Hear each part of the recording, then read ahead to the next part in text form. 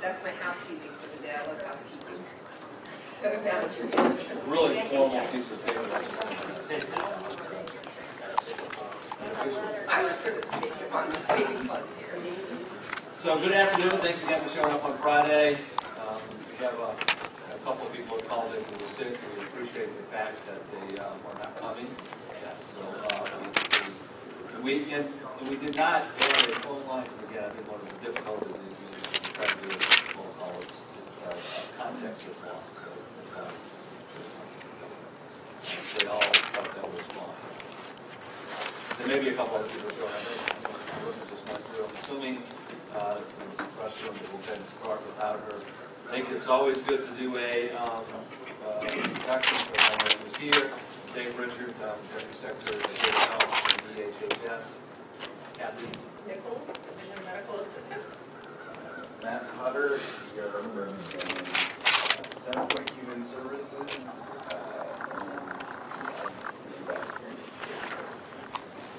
and what's that? that is any stakeholder. The advocacy ambassador is project that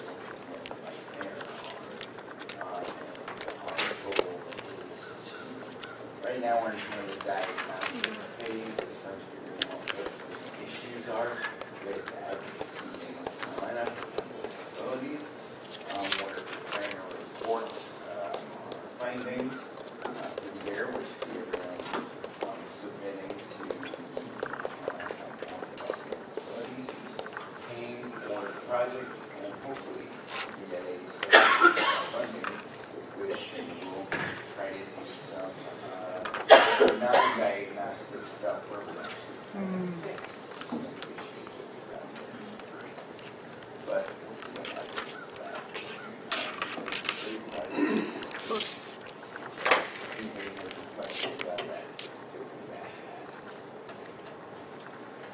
Hey everyone, Chris Egan with the North Carolina Council on Developmental Disabilities. Marlon Wells with the Exceptional Children's Assistance Network.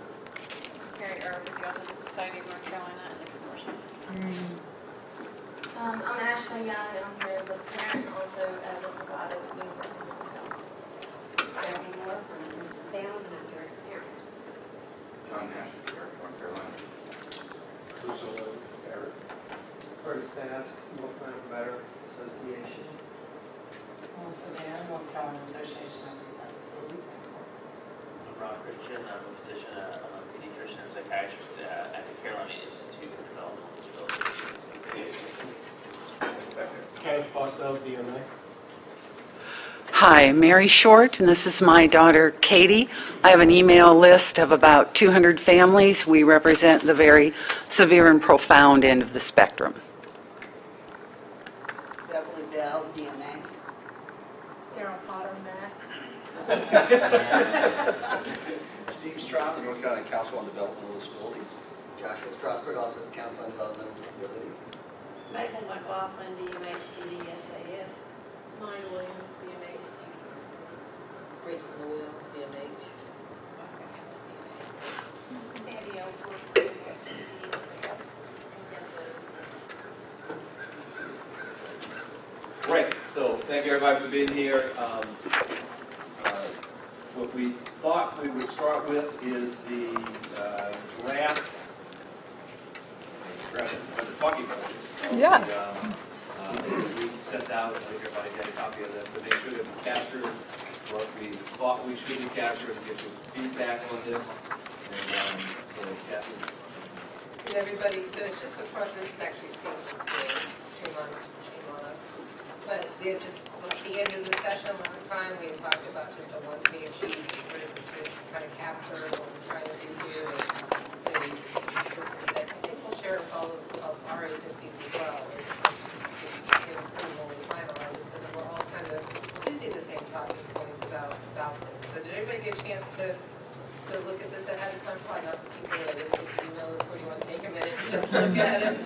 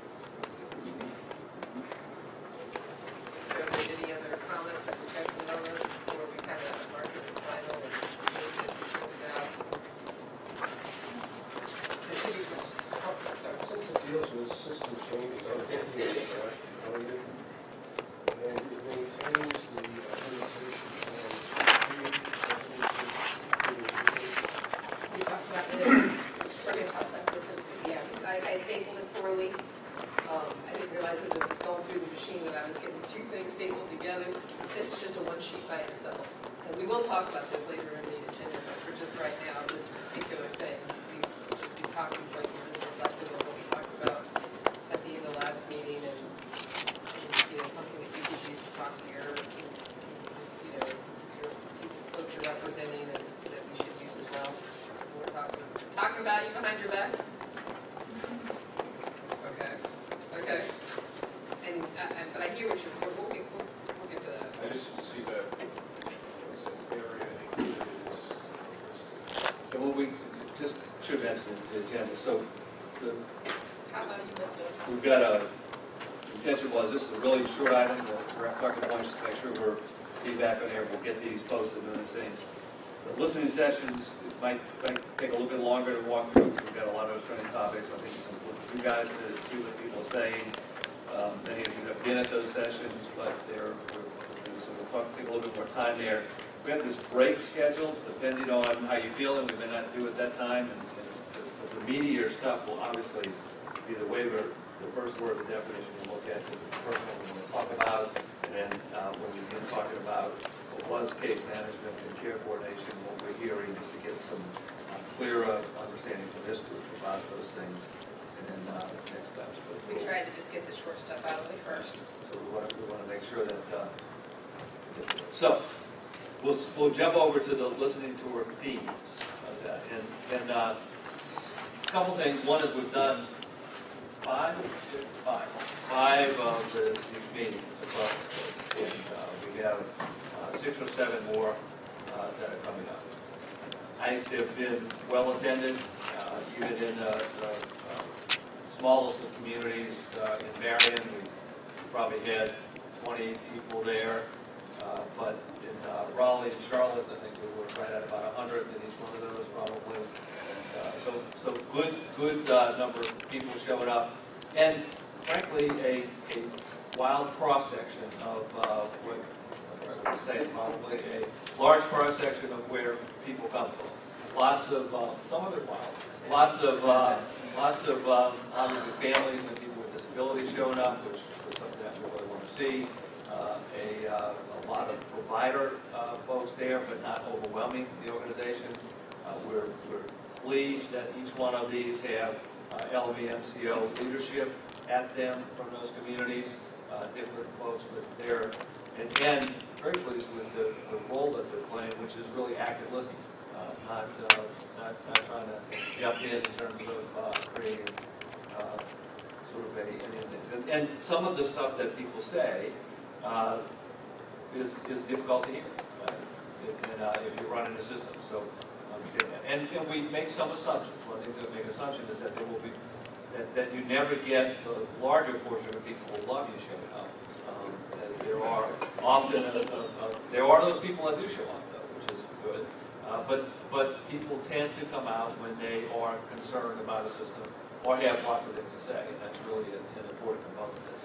And I think, and we'll test it, was done a good job at engaging everybody that's there. I don't think anyone feels that they haven't had a chance to speak their mind. We have written a lot. I think we've run out of all of the DHHS note paper that existed prior to us, except for what Deb has in the corner. And so we'll order more. This has been a great exercise for the people outside of the paper. And again, I think there are We did run out of paper the last week. There are themes that are emerging. So we wanted to kind of walk through this, and I think our probably best thing to do is maybe hit each topic, walk through it, see if you got questions. Not that you wouldn't want to jump in as we go forward, if something went backward. What I'll do is sort of guide us through that. But Deb, Kathy, everybody on the wall that works for the state has been in these meetings, so please be a part of it. Just sit there. And basically what we did here, so when we went to the various listening tour spots, we put the big piece of paper on the wall, and every time anybody said anything, we tried to capture that and on there. And this is all of them kind of put together, grouped into themes, and we really did hear a lot of the same similar themes.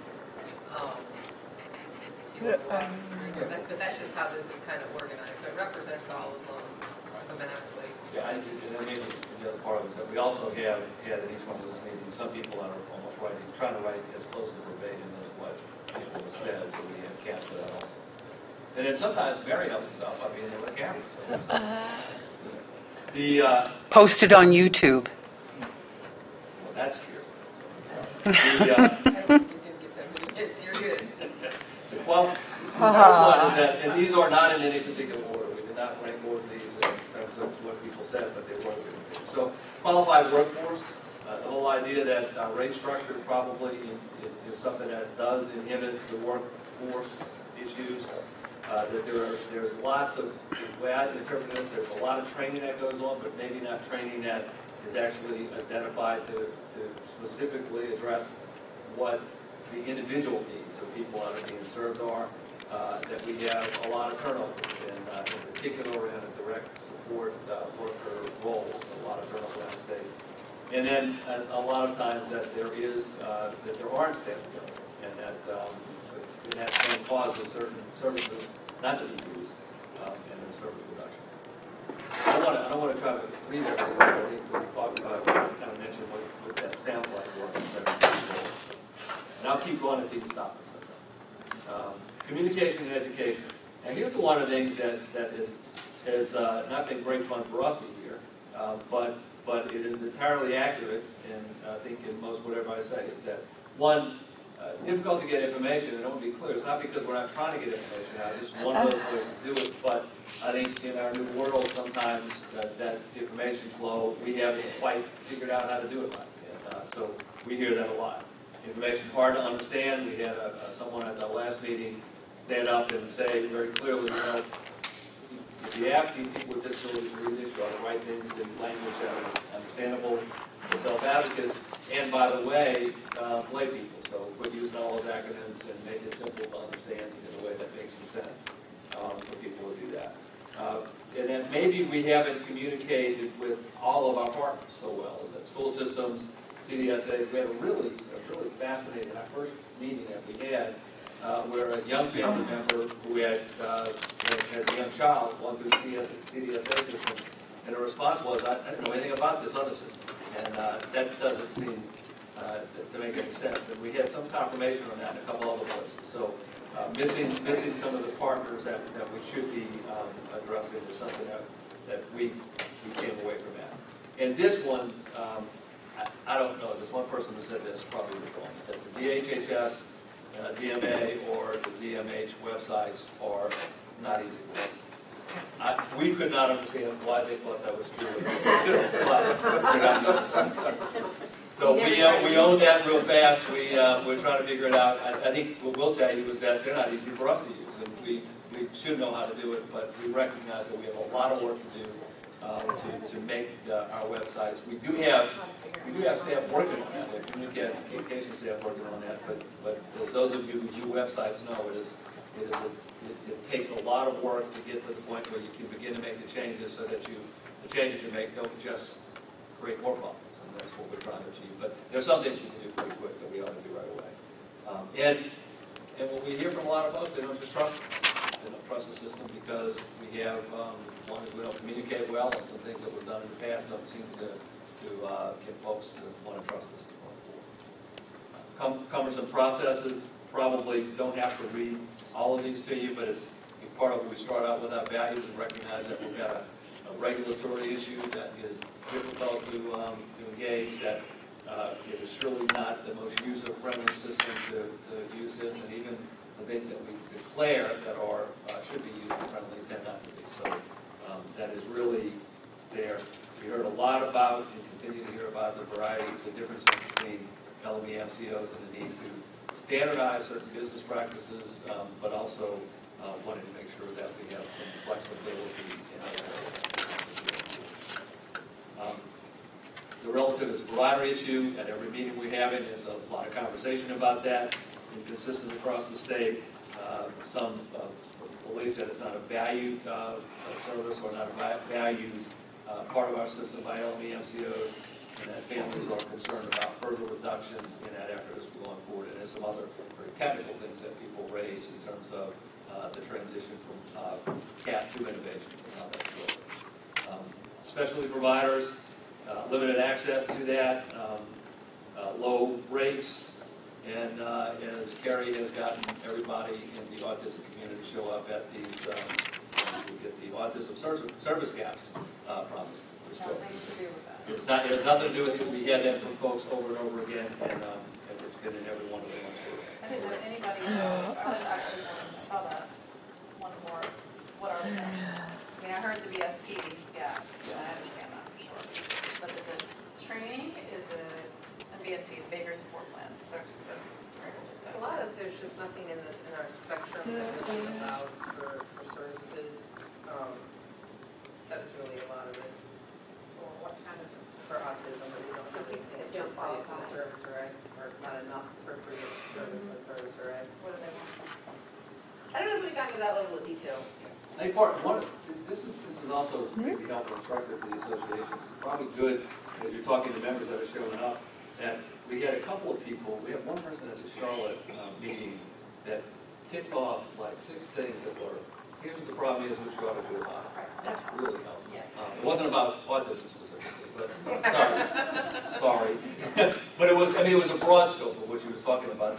But I think in some ways, you know, these meetings, if people want to tell their story and want to talk about things, we try to pull out information, but it's really hard because trying to get to everybody in a relatively short period of time. And trying to set the stage that we don't want to get overly into personal detail, or perhaps this isn't the correct setting for, you know, to talk about problems and solutions. But, yeah, I mean, anybody else from one of the other forums, anything specific on the autism? I think I have a pretty good That's a bit, I know spectrum of from, help. as being a provider, we have a big problem with trying to figure out where they belong as far as, yeah, we have some kids that are constantly flipping back and forth between mental health and DD. And it's, you know, and then they're done with mental health and then they're flipped to DD, but we don't have enough support in place to be able to provide them with services that they need. professional level of service. Yeah. And I think some with autism may be high enough functioning that you're not eligible for. Yeah, and that's Innovations the waiver. other, that's the other. And then some may be looking for ADA. That's what we're actually at. Yeah, I don't know. We have heard that. People, I think, around supported employment, we heard that in several places, that we may be missing. Yes, ma'am. I have a question. What about those people that do have an autism diagnosis, but say have a 504 and are not getting any services through innovations because they're too high function, yet they still need maybe social skills classes or other things? Are they just out of luck? It's wrong.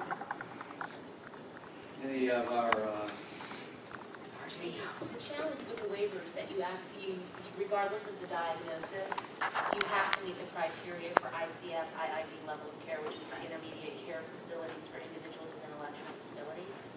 So we have to address that issue outside of the waiver. So they're not eligible for the waiver. But is it getting addressed anywhere? There's some IPRS services and that some of the MCOs have for a specific contract. So it's not consistently addressed, I would say. yeah, but I think what because we did describe, and certainly on our listening session, and what we want to do is we don't want to look at, this is not just about innovations, so we want to look at other options. So as that described, yeah, there are other ways that we can think about trying to support that. I'm not saying we have an answer yet, but that is something that's on there. So I think what we'll note is make sure that in this group, we actually bring that back to the table in terms of what other options might be available as we're thinking about it. As a further agenda item. Thank you.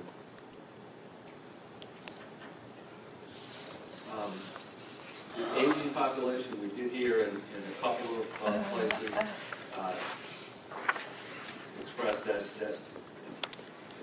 making sure that we're recognizing that more and more people with IDD are living longer lives, and that we have to make sure that our service already works for people as they get older. It may not be the same service that we've always provided people. The wait list, too long, inability to predict when someone will receive services, and we've heard figure out how to get on with it.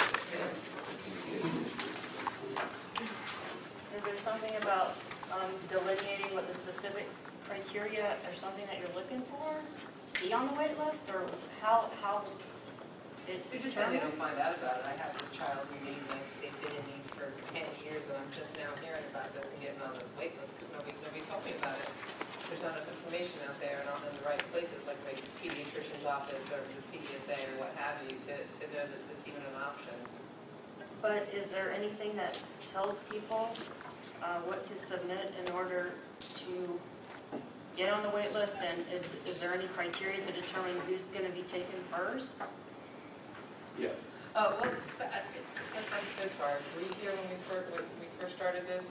I was late. These are just the bullets off the list. I know, but Go. these are not like in the bullet points. Shouldn't there be like objective criteria for wait list there? There are, but there are criteria for the wait list, but the comment from the listening tours was that nobody Knows knew what anything they about are. the wait list at all, even or the waiver. And in the other conversation on wait list that we've heard, and I think this is the one about, so if I'm on a waiting list and I got on in 2002 and I haven't received services yet, shouldn't I be able to have some idea of when that might be available? And I think that's the crux of unable to predict. And 2002 was just one example. Oh, yeah. Length of time on a waiting list, and is there some method to predict how long it will be? And that ties into the too long part, right? So people shouldn't be on a waiting list since 2002. How do you move people through? What is the way to achieve that? You know, obviously, one of the reasons why we're doing this is to try to create a waiver that is sustainable, that we can have additional slots, or that's how we have to say it here, so that more people can come off the waiting list, and to look at other alternatives so that if people are waiting to receive an innovation waiver slot, there are other things that are available for them, so they're not without receiving services. But our stated goal, I think, remember when we first started out, one of them is that we have to do something to address the length of this waiting list because it's not acceptable. We get penetration that it continues to be this long.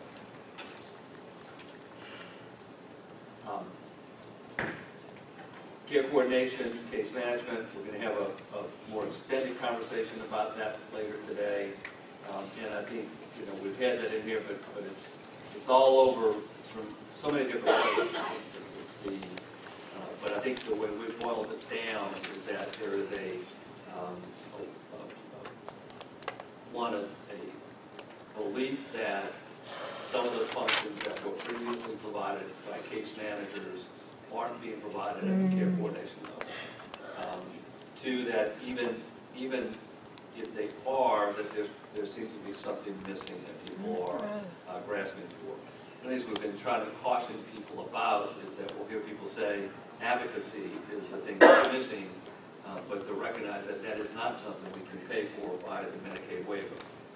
There are probably other ways to describe that, and as people have, when we said that back to folks, I think people have done a good job at describing as something different, that navigator role, something around, I need someone at Center planning. that's right, that planning process, the idea that somebody can help me navigate some of the community things that are there.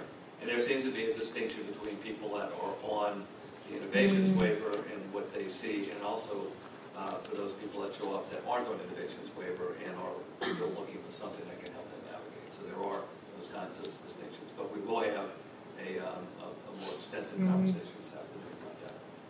And the crisis services, the lack of the specific crisis services, the also question of should not people with IDD be able to access how crisis services were needed, and does that seem to be an issue there. And then a couple of folks in particular have pointed out clearly that one way to avoid the need to have so much crisis services is if you actually provide the kind of services that are needed to people up front, then less people will go into crisis. And then there's a very specific issue that we've heard a lot about in the AFL around the lack of availability of respite service for alternative family living providers. And I think we recognize that that's something that we have to address. So that's the broad base themes, we have reams and reams of paper to back it up, but that seems to capture what we've been hearing. What we'd like to hear too is that if you've been at one of these and you think we're missing stuff that people have said, it'd be really good to hear that from you also.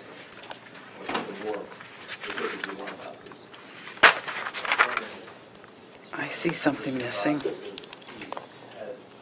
it come up at all about requirements about reevaluation? Essentially, emergency waste. Reevaluation would be psychological testing that would be done, or adaptive and/or autism diagnosis would be done. Does that come up at all? Yes, it has come up. It has come up in several places. And then we had one place where somebody was describing that it was too long between evaluations, which kind of shocked me. It was only once that we heard that. But yeah, I think that absolutely. So we need to make sure we're specific about that. With the AML, I'm sorry. Go ahead. We're trying to get to as many as we can. I think in the Raleigh one, maybe another one, I think there was also, you may have captured this somewhere else in the sheet, but growing the AFL, your AFL network, growing the options for greater choice. It's a good point. I think it's come up in a couple of them. I need to make sure that's specifically on there. The issue of, so an AFL provider may have 20 families, and the way our rules work now, and people are, I'm not sure if it's us or if it's the way people are interpreting the provider network at the local level. The latter. It's the latter, yeah. Is that they're saying that if you have 20 families, any new family is actually a new provider versus the agency being inside the provider network. So that's a very good, thankful. Mary, if I can ask you to be sure. Grievances and appeals came up more than once. You're correct, absolutely right. Yeah, that actually should be an entire section.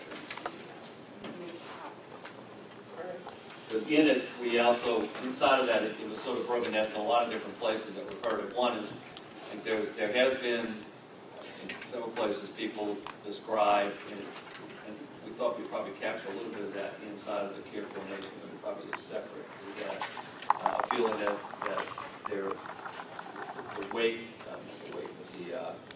all of the power has turned to one place, and there really isn't a lot of options for families inside of that. And then some of that relates to the real appeal process, some of it works to grievance, some of it works to absolute communications. I think we heard a lot about communications on that, so there's several lines in there. Thank you. Thank you, Dave. Yeah, that's the point. We're just in Charlotte. I don't think we finished that up yet, so they'll have more things that might come up. I think the themes were pretty close. There might be a couple others that we might look at. I wasn't there, but we had staff there, and we sent some notes.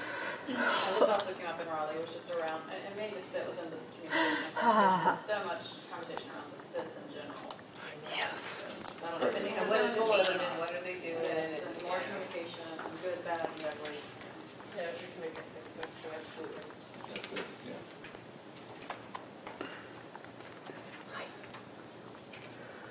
Any others?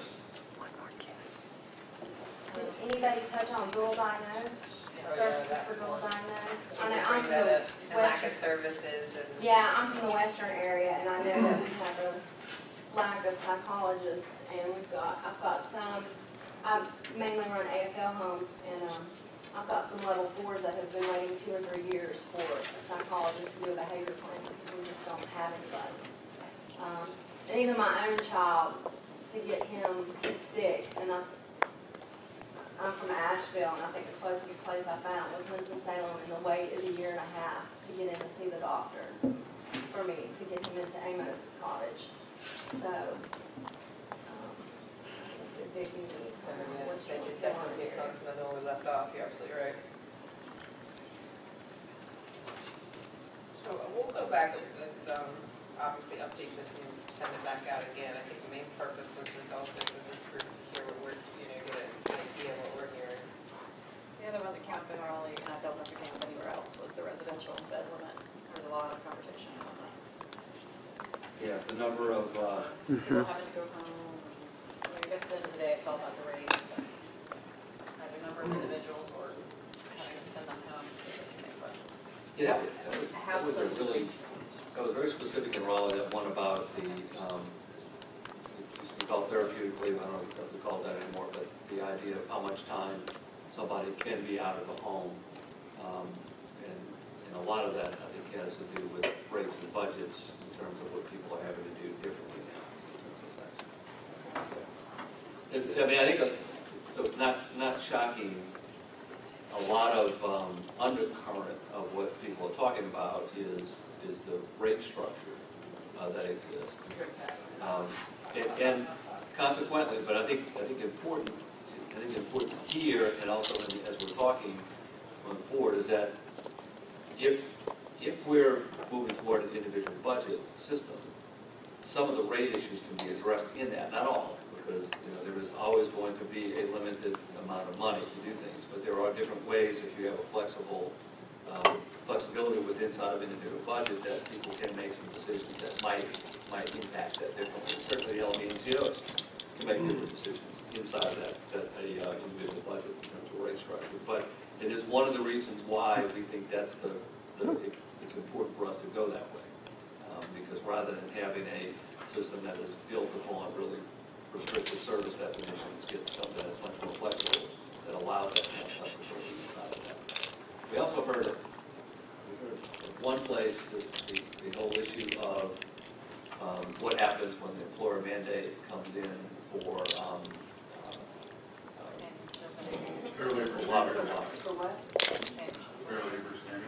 well, just No. the employer mandate, because the employer mandate requires that agencies provide health insurance to anybody that is at 30 hours above, and many organizations have direct support workers who are not being paid that.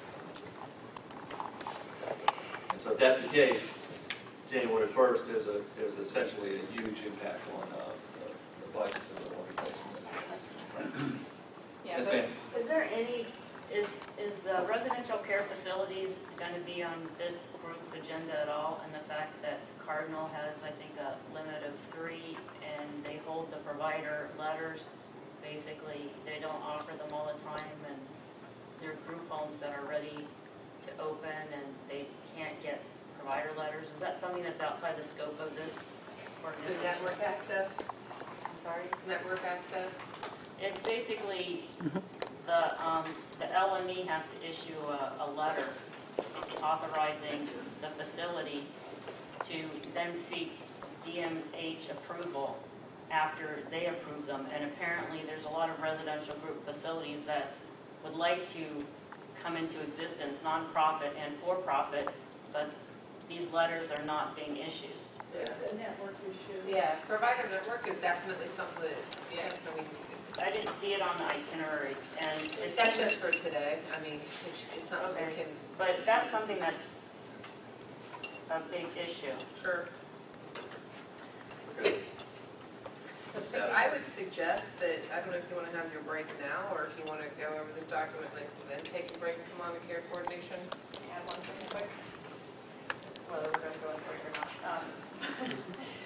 If we are talking about individual resource allocations, to be clear, in this table, we are talking about yes or no, getting rid of the 15-minute billing unit and moving more to a lump of service, right? Yeah. I mean, I don't know that that's clear. So, Like a year-long lunch? Yes. Yeah. I mean, yes. I think the other thing that needs to be clear is when we're talking individual allocation, we're talking about the innovations waiver. And some of the issues that we've been talking about, such as therapeutic leave, are not innovation waiver. That's connected to IPRS services. Yeah, Which we can also certainly talk about, but just to clarify, which is a sure. But yeah, like, that's one of the things that I've heard a lot about, and it's good to keep. Right. This is So, yeah, absolutely. Because that's a lot of work when we go into that. So everyone got the supported living draft definition. I don't know how many people actually got a chance to look at it again. I apologize for those of you that didn't get documents ahead of time. You definitely look for the next one if your name is on my email paper. So I'm gonna Deb and Sandy really are the key people to kind of walk us through the discussion, I think. So we made the assumption we do not want to break yet, because it would be kind of foolish to do that right now. So why don't we go forward and, Oh, yes, absolutely. Oh, yeah, I'll send them back out when I get back to the office this afternoon. Yes, to the whole list. Yes, sir. the context is, remember, we talked about this last time, this is a draft service definition. This is the first one we're bringing to the group, so probably helps us in the way that we'll talk about these things in the first one, so.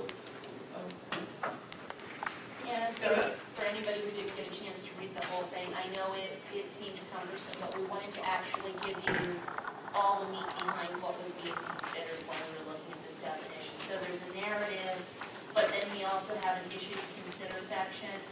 We have sections about staff qualifications, and the staff qualifications is a section that we have to complete within the waiver. So you create a definition, then you have to go into what are all the staff and provider qualifications. So the supported living definition, we leaned on Tennessee's definition. And the intent is that there is, in state rule, you can have up to 3 individuals residing together who receive services without seeking licensure, which was, I do believe that happened 2 years ago, a year or 2 ago, and it was a big deal. But we don't have a service that supports it. We have a residential service, but per our definition, that only occurs in group homes, which are licensed, AFLs, which are licensed, and unlicensed AFLs, which only serve one individual. So this is the scenario where you want to move out of your home and you have another friend that you want to move in with, and we can provide services so that you can live in that home. So that's the intent, is to take advantage of that rule change. So this is a new definition, not replacing anything else? Correct. Got it. So it basically allows for up to 24 hours a day support, habilitated and non-habilitated, while the individual is not receiving services in another setting, like community networking, in the community-based support program. And it would allow for up to 24 hours a day. Individual and group would be blended. The individual would own the home or lease the home. The provider's name is not on the lease. If the individual wants to terminate their provider and choose another provider, it does not impact their living situation.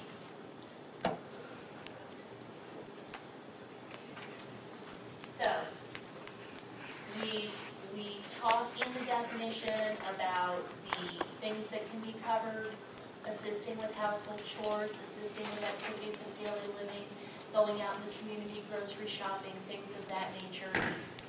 Some of it's supervision, some of it's support. It's all going to depend on what the individual needs.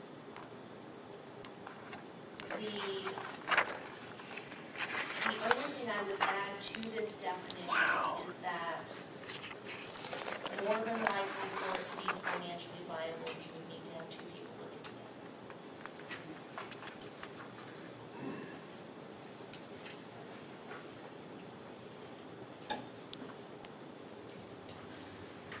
As you get further into definition, it talks about the staff qualifications, which are standard in our waiver over the age of 18, GED, high school diploma, CPR, first aid, training in the individual specific plan, training based on the individual's needs, criminal background check poses no risk, and then the exclusions, you can't do it in a licensed facility, it would defeat the purpose of the definition. It's only going to be applicable to individuals over the age of 18, because we don't want to have children residing in their own homes without parental supervision, without licensure to oversee it.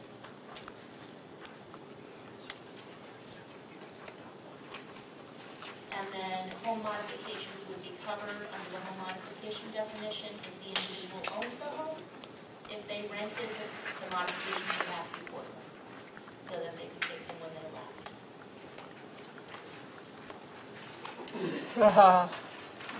Questions thus far on the general idea of the definition. And I know you're gonna need time to read it and anything afterwards. Yeah, just out of curiosity, I mean, so far it sounds like everything here would be in compliance with the new HDDS stuff of the feds. Yes, HCDS would apply, because it's where service is being provided, and it would be a lot easier to do than it would be in person. This is the person's home, the provider is there at the request of the individual, providing services to the individual, they do not own the system. Who could own the home if the consumer is not able to own a home, not competent to own a home? Yeah, it could be in a trust, it could be the individual's family who owns it. Could it be anybody other than the provider? Or does it have to be? It can't be a provider. Right. It could be a rental home. It could be a home owned by the family. Basically, the individual has control of who lives there, who doesn't live there, who comes in, who doesn't come in. So it's their own home. The provider would not be able to be on the lease or would not be able to require that you maintain your services with them or suffer the loss of your current living arrangement.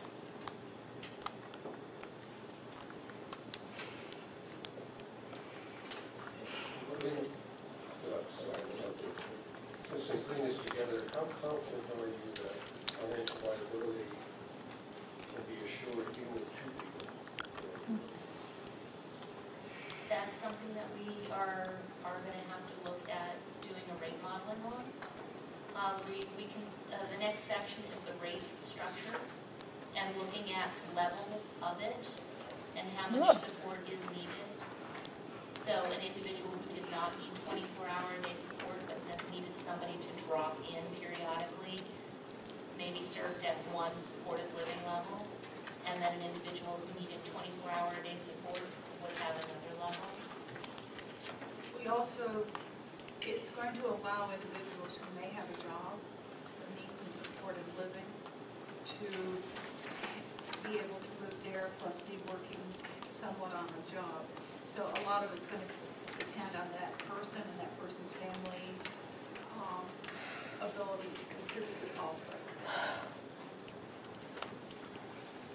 And I think your question about the provider, we will work with other organizations that provide services to try to help us rate model. Because I think that's got to be part of this. You can't just set something and assume it's going to happen. We need to make that sure that what we want to do is get the framework in front of you so that we can have that conversation. How long has Tennessee been using this definition? Sorry. If you said the definition was modeled after a Tennessee definition, have they been used? I mean, is this happening in Tennessee? Yes. And how many years is it? I don't know how many years offhand, but I can find out for you. I'm just curious what their experience has been. And if there are any, if they have advice on what to look out for, or, you know, if they've had some issues. We had a call with them. Mike here says it's been at least 5, but they have, not only have they used the basic definition, but they've also modified it for some very specific situations also. It's not dissimilar from Ohio and several other states. I mean, they all line up pretty closely to this. We actually tapped into our MFP program, the Money Follows the Person program, and they hooked us in with 2 of the other states, Tennessee and Illinois, that were working on it. So we got to talk to them on the phone. It sounds So pretty you've already got the benefit of their experience. Well, because I'm sure, because, you know, when it comes to mama, I think about, when you say individuals have control over who lives with them, and that's great, but then if you have to have 2 people to make it work, what happens when one says they can't stand living together, and then who retains authority to that place of living, and how does all that work out, because then who, you know, and then how do you get so that they're not disrupted and have to go to another, because they're the only person now left, and to find another person who fits into that. So I'm guessing that stuff has been worked out. I'm sure Tennessee's run into that. I think that they have a scenario where they can allow for a vacancy for like a period of time while they find another person to match.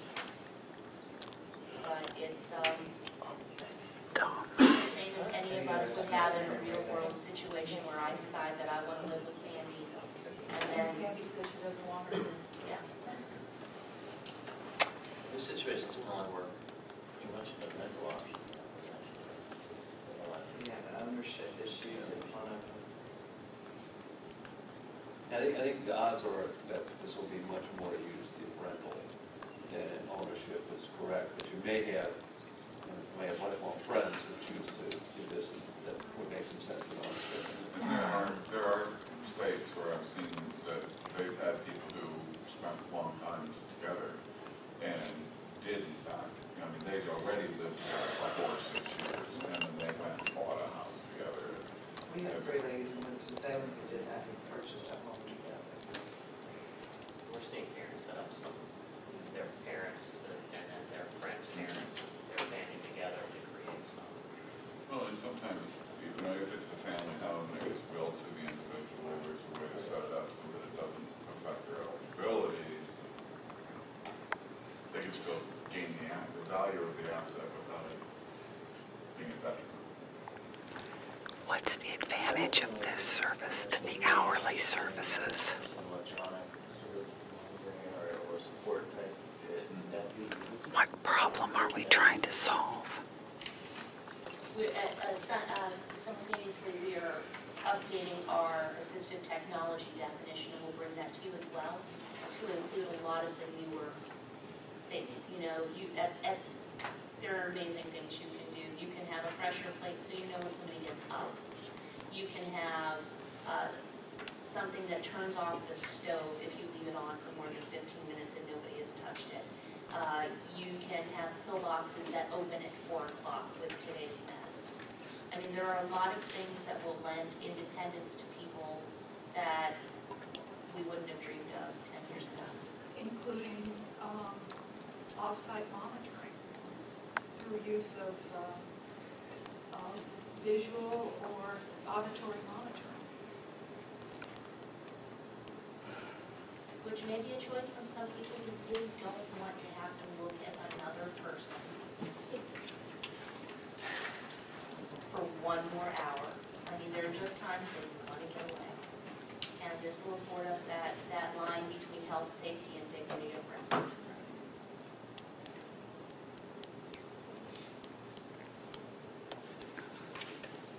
I like the philosophy behind it, and just, where is that getting that? I mean, where are you? We talked about this definition, but just in the simplifications, how is it different on a periodic basis than just somebody living at home with their parents? Is it the intent to provide an avenue for more independence? Yes. But really, same definition aside from that, theoretically. The in-home definition doesn't really allow those, the periodic services don't really allow for that 24-hour service. It's the 24 hours. See? Glad they had an answer to this. See, you can get 24-hour care out of home, not in home. But yeah, if you only have like 6 hours. Involuntary servitude again. This resource allocation where your banding gets rather complicated, how would it look different? Something to consider. I think when you look at it, that banding is need. Yeah. So someone who needs 15 hours of eyes on should not end up in this band where they can only afford 8 hours because we've either done something wrong or the assessment is not correct. I mean, this is all supposed to make sense. And there are the way the bands work. It's not just questions about how much assistance do you need to get dressed and make your meals and go to the doctor's office. It also asks if you've got extraordinary medical needs, if we're talking G-tubes and nebulizers and CPAPs, or if we're talking behavioral issues like fire is pretty. And it creates those sets. So you're not, now a model isn't going to fit everybody. So you're looking for those outliers, but it should make sense. So we shouldn't build something where somebody needs this and only this, and they can't get it. Yeah. So you wouldn't, and without knowing the full array of the other definitions that we're proposing, this would include your community act, I mean, really. You want to go under community things? It would include the things that normally are associated with home. I go to the grocery store, I go to the doctor's office, maybe I want to go to the movies tonight. But if you're talking about, I want to take a class, I want to learn how to decorate cakes so I can work in a bakery, we've got a service for that, and we'll pay for the class, as long as it's inclusive. So, yeah, you're still going to have to figure out what the need is, and look at your cafeteria.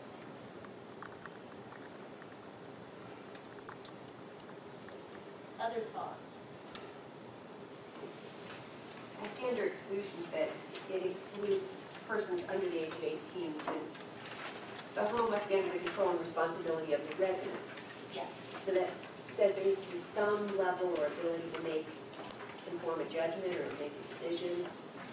How do you address that with someone who cognitively cannot? I think that the difference between over 18 and under 18, if we're talking children under the age of 18, we typically don't allow our children don't typically go out and get their own apartment at the age of 15. Right, well, they can't sign contracts. Exactly. Right, but no, over 18.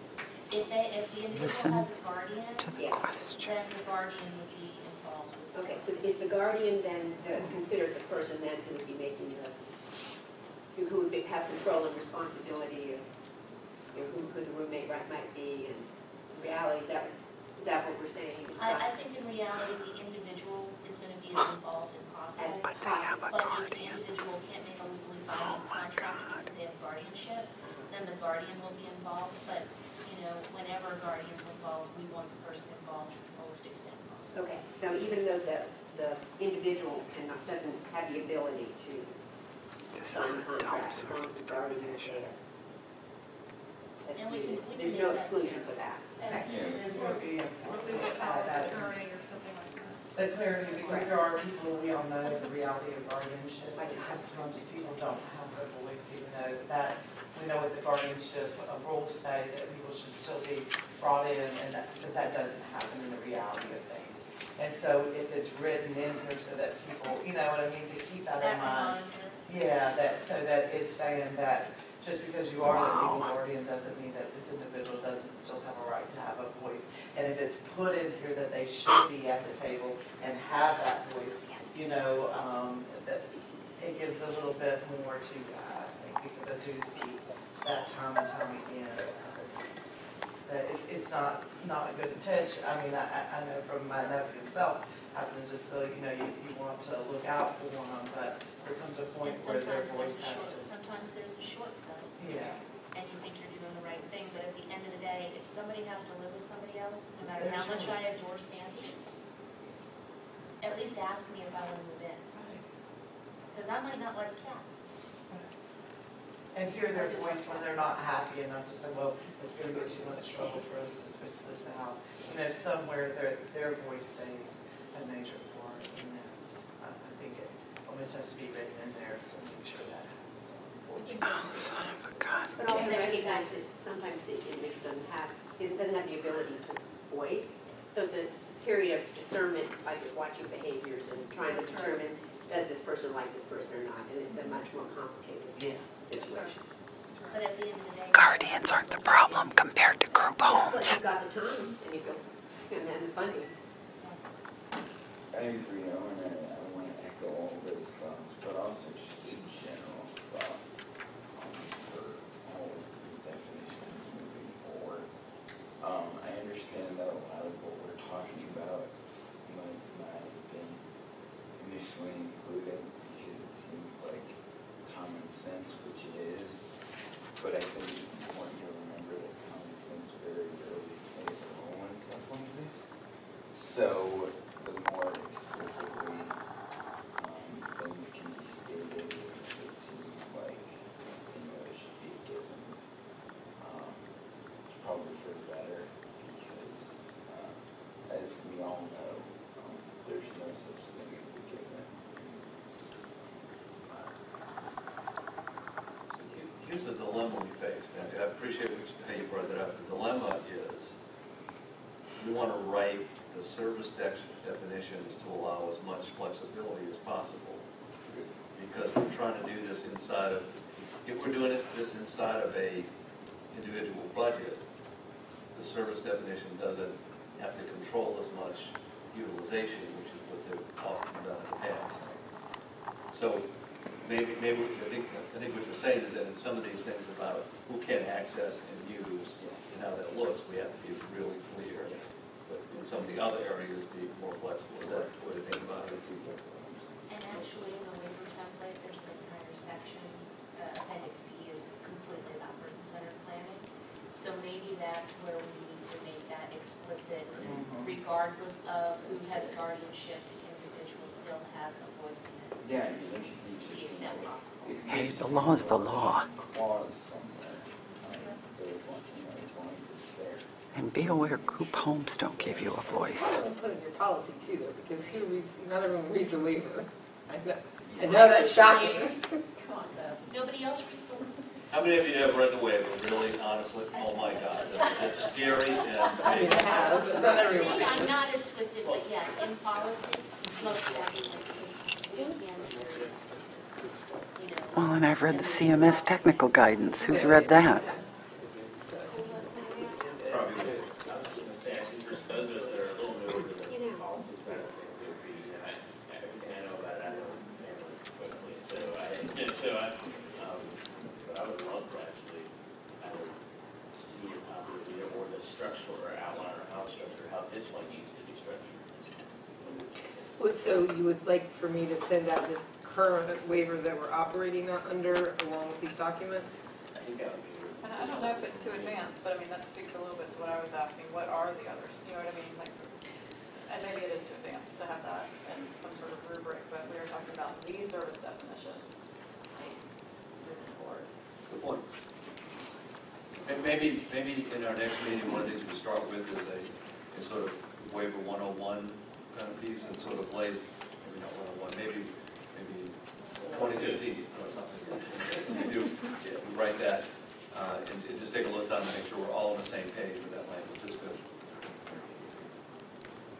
I'll actually send you a copy. I have a question about. No, I'm going to send it out with the stuff we're sending out from today. I have a question about the supported living situation. It seems like it's a very expensive option. And I saw that there's not, there's a cap, I guess, of no more than 3 people. It's actually 2 consumers and a caregiver, right?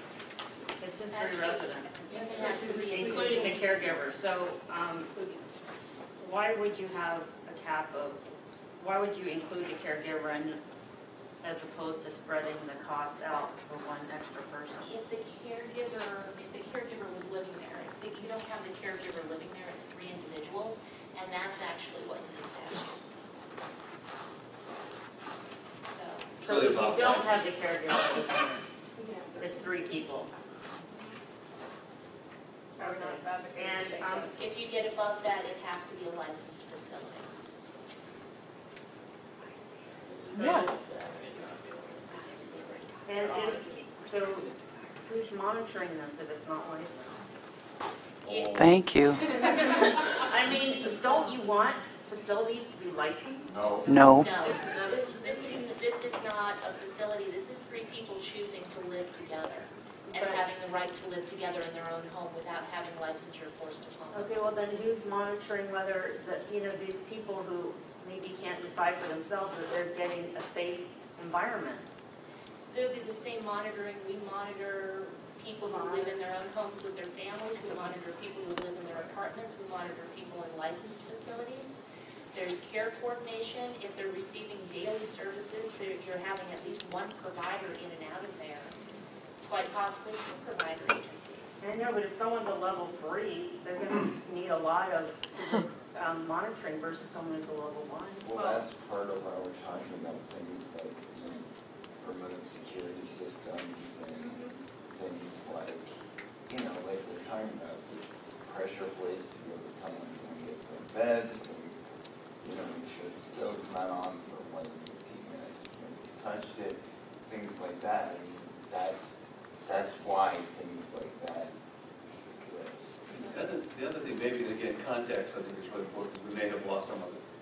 This is not intended to replace other licensed services that will continue to provide under the waiver. It is an additional option to allow for people who want to have a more sort of self-directed approach, including using this non-licensed option is available. And I think so in one of this is also the dilemma we face as we do these things, why it's so important to have these kinds of groups have this conversation, is that as we go out on the listening tours, one compelling, continual theme is you monitor the heck out of us over and over and over again, and you duplicate monitoring by different agencies and how you do things. So one of the things I would say is that we probably don't have a problem with right now is lack of monitoring. What we might have is a problem with too much that duplicates, but we are required in this waiver, if we're going to use federal funds, to assure health and safety. And so the things that you're talking about will have to be assured through some sort of approach in which we monitor. We'd like it to be less intrusive than some of the things that we do now, but that's also going to be a part of it. Well, if there's 2 level 1 people living together, I think that's a different scenario than 2 level 3 people living together, and this doesn't seem to distinguish any sort of differentiation. And also, this is something that could be totally ripe for exploitation of people who were more disabled. I mean, if it was limited to people who really could make a lot of the decisions for themselves, but is this going to be also encompass people who have developmental disabilities who really can't make decisions, and then they get put in a scenario where they're basically, could be victimized? That's an extreme. Is that going to happen? Well, though, because if you start creating these standards for which somebody falls under the jurisdiction of this independent living option. I mean, I know people personally who, for years, were told that they would never be able to live independently. Their families were told that they would never be able to live independently. And the fact of the matter is that as long as they got put in the right situation with the right supports and, again, monitoring with things like the remote security system, things like, say, a life alert pendant for emergencies, things like that, then these same people that got told that they would never be able to live independently, I see one of them on a weekly basis, and he is absolutely thriving in his own apartment. And by the standards of many people, now he's not as intensive as you'll ever see, but he does have developmental disabilities and more than one issue that he deals with. And so I understand the thought process that you're having, but at the same time, I think it's, like I said, I think it's a very slippery slope. And I think we get into a dangerous territory when we start trying to classify people in one way or another, when the fact is, I think that there are some people without disabilities who probably aren't fit to live on their own. I know, but I see level 3 people as maybe I'm very concerned about people who fit within the criteria of level 3. Well, I think that's for the team to get together as a team with the individuals and determine if it's even appropriate for those two to live The first together. paragraph of the code and rate structure, I think, says just what you were saying. The provider will develop an individualized staffing plan and schedule. The staffing plan is based on the person's preference and the assessment and ISP process, including risk assessment. But So isn't that where you decide whether there's a caregiver in-house or? I think the important in that is individualized. Yeah. Look at each individual. I know, but by definition, the level 3 is very dependent for every single service. So, Provider. But then that would be a situation where you have that staff in there. Yeah. Where there's 2 individuals and a staff. There's going to be supervision. You don't want to write this Level 3. period into the waiver. You By wanna- by design. You don't have 2 level 3 people by themselves. You get 24-hour supervision according to it. Yeah,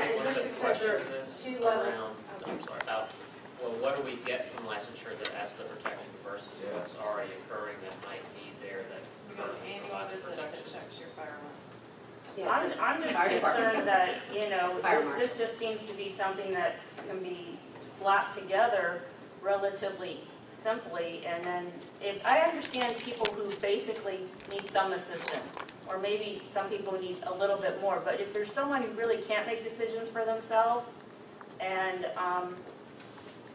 are, you know, developmentally disabled, they need round-the-clock assistance, this seems just like a very vulnerable scenario where it could be just slapped together relatively easy, and no one's really checking, and these people could be completely victimized. They could have a lower standard of care just because the monitoring is less. I mean, someone might come in and say, okay, I just don't understand how two level three people with developmental disabilities who can't make decisions for themselves should be kind of not monitored as closely. But they can. Maybe one, I mean, also kind of reminds me, I know Holly wants to answer to it, but one of the things that, and it probably behooves us to have a little bit, and as we describe the waiver, also talk about what happens in our monitoring systems and what exists already, licensure versus not licensure, because I would not want you to think that in any of these circumstances that there is not going to be somebody from the LME-MCO who is the manager of the system paying attention to it, because they'll have to. It's their requirement, it's their responsibility, it's their obligation, that's what we hold them accountable for. Also, in terms of the decision-making, although it is not always the case that somebody with much more intense need is much more likely to have a guardian who will be part of that process, so they'll engage in there also. I understand your concern about exploitation. I will tell you, there are I think my fear is the opposite side of that, is that often in licensed facilities that we tend to think are much safer, we have people being exploited. And so I think you can never eliminate that. And I'm not so sure that severity of disability actually has a correlation toward the correlation we think it has. The more severely disabled the person might be, more likely to be exploited versus the other way. In some ways that happens. So I think I think your comments are really well taken, and we have to make sure we're doing that. But I think we probably need to do a better job. And I think again at the beginning of the next meeting, maybe make sure that's a really important component of describing how the system actually works currently in terms of that monitoring oversight. Because I think it might give you a little bit more comfort levels going forward. And I'm just going to call Holly because I want to say everything back. I wanted to talk more. Very quickly, I just sent to Deb an article that is a composite of 37 studies that are done on small groups of people with developmental disabilities and supported living. Across the board, the outcomes are much better, and the research does address what has been said about people with complex needs. Deb, I'd be happy to share that with anybody else in here. But I would just say simply that the direction that the division is going in is supported by research, and I encourage you to take a look at it. Thanks. And this is a spectrum of services, so this is adding to something that's been lacking in our system for the people who do want to go out there and have a more independent lifestyle but cannot live totally independently. To me, I see this as just, and I think it might be helpful to see all the other service arrays related to residential too. So you see what is out there to see that this is, because that's one of the problems I think in IDD services is that spectrum's not there. That needs to be there. And I see this as a direction of getting some more things on that level of that spectrum so that people can fit in different ways, because it doesn't say they have to be in this. They'd be much more appropriate for another type of residential living situation. But for some people, there needs to be an option like this. And additionally, I just remind everyone that the IDD waiver is for individuals with intellectual disabilities and developmental disabilities. Sometimes people have both, sometimes they only have one. So we do have people on the waiver who do not have an intellectual disability who are able to make their own decisions. It's the fact that they need physical assistance. Full disclosure, I am on the waiver. So that will give you some idea of the range that we're talking about here.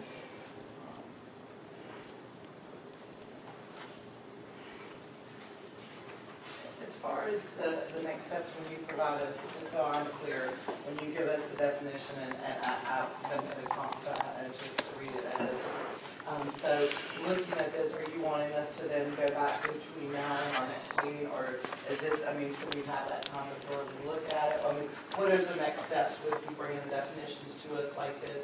What are you wanting us from as a group, bringing it to our organizations and getting feedback, that kind of thing, just so I know kind of in my head which ones to do, besides the conversations we're having.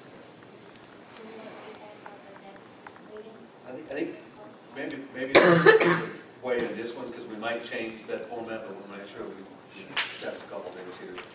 Probably would be helpful to get feedback to us. I would say, why don't we try this? Why don't we try to ask you to get feedback over the next 10 days back to us on what you've seen? Primarily because I think what we might want to do is see how quickly we turn around that feedback and to give you something back that looks more like a kind of finished product, but a more finished product. Because I'm mindful of Kathy channeling over there, because Kathy is we have to do things and get things done and move forward, and I think we don't want to, we want to make sure we have a product that we can return back to. So how's that? 10 days, and then we'll try to have something back at our next meeting that you can look at, say, how do we do them, real feedback. And you can, when I send this back out again afterwards, you can send it back to me. I'll have an email at that point. It should go out to everyone. In the meantime, are you doing the rate model, or when is that hit? We're going to probably want to incorporate any feedback that you have before we do that. If you came back and said, it makes absolutely no sense to have 3 levels, there's either an on or an off switch, we wouldn't want to go through trying to do it one way and then do it another way. And that modeling would look at it when you have 3 consumers versus 2 plus the caregiver, you look at it both ways? Yeah. Okay. That makes sense. So anything that, when you're looking at it, gaps that you see, do you think that this is going to meet a need that we have? Do you think do you like it, do you not like it? All feedback is welcome. Can I just ask, if they require 24-hour care with this, what is the difference between this and an AFL? An AFL, the individual moves into somebody else's home. Sometimes. For an unlicensed AFL, it's the primary residence of the caregiver. This is the. Well, sometimes we've had it where the parents have bought the home and they've done it the opposite way too, so that's why I'm asking. If the parent bought the home and the individual is the AFL provider, that still has to be their primary residence. They don't. Well, they rent it, so they're renting it. That's how they do it. Okay. This is the home of the individual. They will not be required to move regardless of their provider choice. So this is really going back to people live in their own homes and we're supporting them there. And I know that we're doing that anyway, in apartments and some different places. But you can only do 1 person. Right. Yeah. So You can't move, as soon as 2 people move in together so that they can share those staffing resources. And I don't know how often this happens, I could see this happening, but on page 2, and I don't know, we need to dig in, where we talk about you can't have a child or a spouse. Is that going to be an issue? Something to throw out there. I don't know how much. You're no longer allowed to talk. I'm sorry. I figured that would happen, but. It usually happens to me first. I don't know what happened. I guess I'd just like to say that several years ago, the North Carolina City Council funded the Seeing is Believing project.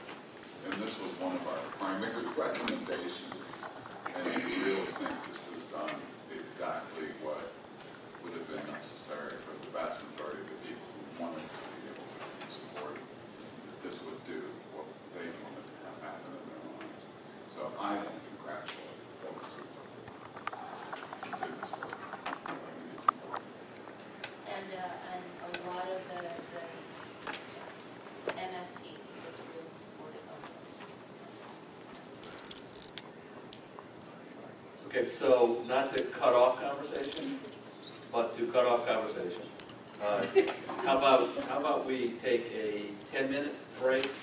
Now, what I'm going to suggest is that we take a 10-minute break, It's 2:30, we come back and we address the issues, or we begin the conversation around care coordination, and that, and if by some means that is a 5-minute conversation, we have one other thing that we could talk about, which today would be some of the communication issues. But I would say that we won't do that if we're starting that conversation after 3:30. Is that fair? 10 minutes.